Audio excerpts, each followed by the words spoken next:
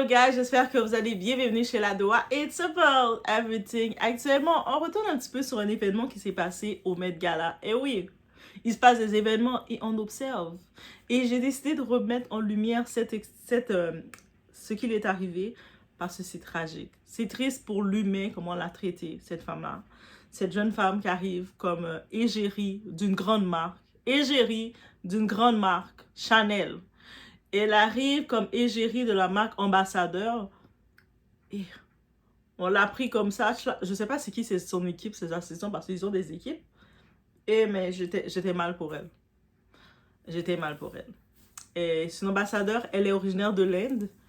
Et puis vous avez peut-être vu passer le tout, mais on va regarder le tout ensemble. Parce que je me dis, vous savez très bien maintenant, si ça a choqué Doha, c'est sûr ça doit vous choquer aussi. Donc on retourne dans le Met Gala. Actuellement, on va regarder cette image. Parce que ce que tu vois là, ce n'est pas juste une tenue ratée. C'est une carrière qu'on est en train de saboter en direct dans un gros événement où c'est l'élite, où il y a l'hiérarchie, où tout se joue, tout se brise et on est en train de la briser comme ça. Ce n'est pas un accident. Ce n'est pas un mauvais styling. C'est une hiérarchie et elle est très visible, un peu trop visible et elle rend mal à l'aise. Tu crois que les célébrités choisissent leur look?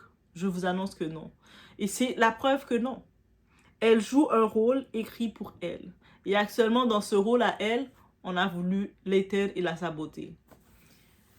Donc, on est chez la Doha, it's about everything. On regarde l'envers du décor, on apprend à notre discernement. Pourquoi? Parce que nous ne sommes pas nés avec, bien entendu. On met des likes, des boosts, on met des cœurs. Et laissez-moi savoir qu'est-ce que vous en pensez de tout ça. On y va, sans perdre.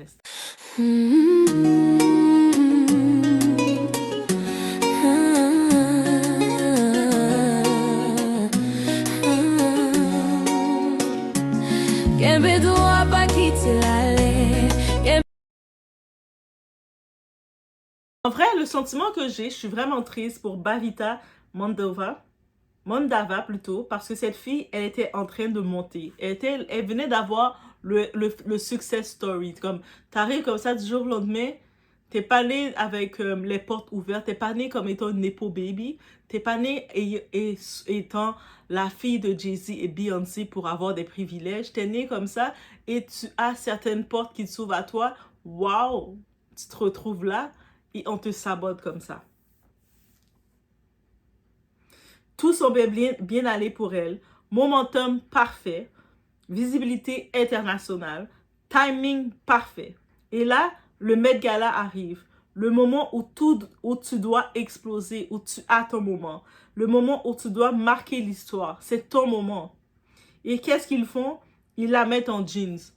Ils l'ont mis comme si, je pense que le mémo qu'elle a eu, on va aller dans le musée du Met Gala, c'est un événement comme ça, elle est peut-être pas trop au courant de c'est quoi. Elle arrive avec une paire de jeans et un chandail normal qu'on met dans tous les jours. J'ai pas compris. On rappelle seulement, elle est ambassadrice de Chanel. Chanel, vous savez la marque Chanel? Moment décisif. Et on lui donne quoi? Un look qu'une influenceuse pourrait porter pour un brunch. Même pour les brunchs, les influenceuses, ils sont plus fashion que ça. Ça, c'est le look que tu vas porter pour aller manger un kebab dans les nouveaux, vous savez, les nouveaux restos qui ouvrent les kebabs, Monsieur Krusty. Il y en a un qui vient d'ouvrir juste dans le coin à côté de chez moi. Donc, tu vas aller manger du Monsieur Krusty, tu mets ton petit jeans normal et tu vas tranquille. Et puis, c'est ça. Quand tu vois Bhavita Mandava au Met Gala, tu penses son style, mais en réalité, c'est une stratégie de marque qui a été faite sur elle. Est-ce qu'elle était consciente ou pas? Mais elle le subit. Non, mais on va être honnête 2 secondes. Tu es ambassadrice de Chanel. On parle de Chanel, la haute couture Chanel, là, où ce que le quadrilatère de la mode, Chanel a un gros emblème, est là. Chanel, que même quand tu rentres pour acheter le petit mouchoir de Chanel, tu payes presque 800 € ou 500 € les petits mouchoirs dentelle. Et c'est pas ça ces prix-là, pour les petits mouchoirs avec les primés Chanel, ben c'est ça. Une maison qui a accès à l'archive iconique, l'haute couture, pièces historiques, création sur mesure. Et ils choisissent un jeans plus un top transparent comme ça. C'est pas un manque d'idées, c'est un manque de respect. On va arrêter de faire semblant, guys. Dans cette industrie, tout le monde ne reçoit pas le même traitement. Et c'est clair, on le sait. On a même pu comprendre que tous les règlements ne sont pas applicables pour tous. C'est aussi un fait. C'est comme, on va avoir des règles très strictes, mais les règles vont être ajustées, adaptées et retournées selon qui tu es ou qui a quel rang que tu as. Et certaines personnes vont subir beaucoup plus. Moi, pour moi, j'appelle ça rituel d'humiliation. Ça, c'est clair. Certains vont arriver avec des robes d'archives, pièces uniques, look fait pour l'histoire. Et d'autres, un look qui est limite safe. Tu regardes le look, c'est safe. Look oubliable. Un look que tu vois la petite robe passer, puis t'es comme, tu te rappelles même plus que la personne était là. Look qu'on ne retient pas. Mais quand tu es ambassadrice Chanel, tu ne portes pas ce que tu veux. Tu portes ce que la maison décide. Et la maison Chanel ont décidé que tu allais porter la paire de jeans avec le petit chandail normal qui passe partout pour aller manger un kebab. On se demande pourquoi. Chanel, mais c'était quoi le but? Si vous voulez plus d'elle, vous voulez annuler le contrat, la faire descendre, fallait juste lui dire. Parce que ton image leur appartient en partie. C'est ça qu'il faut comprendre avec ces ambassadeurs. Leur image ne les appartient. Même les vedettes qu'on aime tant, leur image ne les appartient pas complètement. Ils doivent suivre un protocole, un code qui les sont imposés, guys. Parce qu'il faut comprendre que ce n'est pas juste une tenue, c'est un message. Et le message est clair. On ne te voit pas encore comme une star principale. Parce que regarde bien comment fonctionne le Met Gala. Certaines célébrités arrivent avec le look iconique, le storytelling, le moment historique. Elles vont avoir les presses qu'elles doivent avoir. Et d'autres, si tu as été là, tu as été là. Et d'autres vont arriver en mode, on va les tester. C'est des tests. Bavita, on l'a mise en mode test. Et c'est là que ça devient inconfortable. Parce que ce genre de choix, il n'est jamais neutre. Il reflète une hiérarchie silencieuse. Qui on veut mettre en avant et qui on garde dans une case. Pas forcément dite à voix haute, mais visible dans les résultats. Dans le luxe, chaque apparition est calculée. Qui doit briller, qui doit rester accessible, qui doit être expérimentable. Et parfois, on te met volontairement en retrait. Tout est calculé, guys. Et c'est là que ça devient encore plus dérangeant. Parce que soyons honnêtes, si une autre égérie majeure de Chanel arrivait, ils n'auraient jamais fait ça. Jamais. Donc la vraie question c'est, pourquoi elle? Pourquoi Bavita? Tu ne peux pas être Chanel et prétendre manquer d'inspiration. Je ne peux pas croire ça. Chanel n'a pas d'inspiration. Même ils peuvent prendre leurs anciens morceaux et puis créer quelque chose. C'est juste impossible. Donc soit ils n'ont pas voulu prendre de risques, soit ils n'ont pas voulu la positionner comme ça. Et les deux sont problématiques. Comment tu as ton ambassadrice, tu ne veux pas prendre des risques pour ton ambassadrice, ou tu ne veux pas la positionner comme une star pour la faire briller, sachant qu'elle est ton ambassadrice, elle te représente. Ce look en jean, ce n'est pas simple, c'est positionné. Pour le dire accessible, relatable, non menaçant, mais surtout pas dominant. Et ça, c'est la triste. Alors, j'ai décidé aussi d'ajouter une petite biographie, une présentation sur Bavita pour qu'on sache un peu qui est cette femme, cette belle femme, cette femme qui a dû subir cette humiliation rituelle dans un événement le plus prisé dans l'élite. Bavita Mandava est une mannequin indienne originaire de Hyderabad en Inde. En plus, j'ai un petit café en haut de chez nous qui s'appelle Hyderabad. Oh my god, c'est-à-dire Hyderabad, c'est un nom de ce secteur. Et oui, chez moi, c'est un secteur très anglophone et très culturel, là, vous voyez. Donc, oh my god, peut-être un jour, j'irai manger dans leur café pour l'encourager. Et ce quartier-là, il est en Inde, devenu l'une des nouveaux visages montants de la mode internationale après avoir marqué l'histoire chez Chanel. Bavita Mandava est née en 2000 à Hyderabad, en Inde. Elle est une ancienne étudiante en architecture devenue mannequin international, presque par hasard. Donc, c'était pas un rêve d'être mannequin, c'est venu à elle, ok? Après avoir quitté l'Inde pour poursuivre des études en design et technologie interactive à New York University, elle est repérée dans le métro new-yorkais par une agence de mode. C'est tellement histoire. Comme on rappelle les mannequins là, qui ont vécu ces histoires-là, ils se promenaient dans la rue, puis un recruteur, il y a beaucoup de recruteurs, des fois on se dit, est-ce que ça arrive pour de vrai? Mais dites-vous, ça lui est arrivé. Elle était étudiante, elle se promène, on le voit, malgré qu'elle est sur le Met Gala avec son jeans, on le voit que elle aurait été inoubliable. On le voit qu'elle aurait fait partie des plus gros looks si on l'aurait mis à son avantage. Et quelques mois seulement, elle passe des bancs de l'université au podium des plus grandes maisons de luxe comme Bottega Veneta, Dior et surtout Chanel. Est-ce que vous voyez le dossier qu'elle a, le profil qu'elle a de cette femme-là qu'on dit, hop, qu'est-ce qu'elle fait avec ses jeans? Elle devient ensuite la première mannequin indienne à ouvrir un défilé Chanel métier d'art avant d'être nommée ambassadrice officielle de la maison Chanel en 2026. Son parcours est souvent présenté comme une histoire moderne de subway to runway, du métro au podium de luxe.